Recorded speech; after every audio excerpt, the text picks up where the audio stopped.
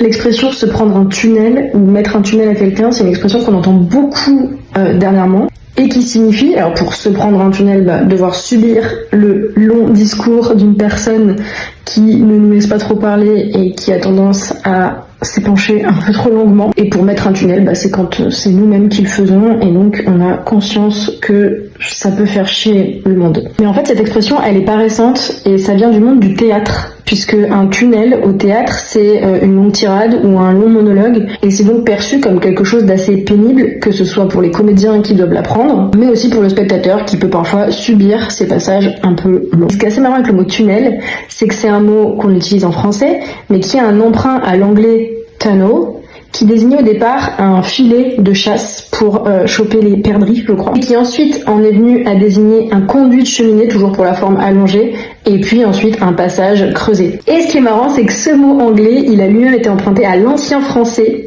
tonnel, qui désigne un tonneau, donc toujours pour cette forme allongée. Donc c'est assez intéressant de voir que le mot, il a fait une espèce d'aller-retour entre l'ancien français, l'anglais, de nouveau le français. La question qui subsiste, et j'ai pas trouvé la réponse, c'est pourquoi l'expression revient là maintenant, actuellement, alors que c'est une vieille expression. Qui ou quel phénomène a repopularisé cette expression? Voilà, aidez-moi. Néolecte, si vous passez par là. Allez les suivre, ils sont très cool.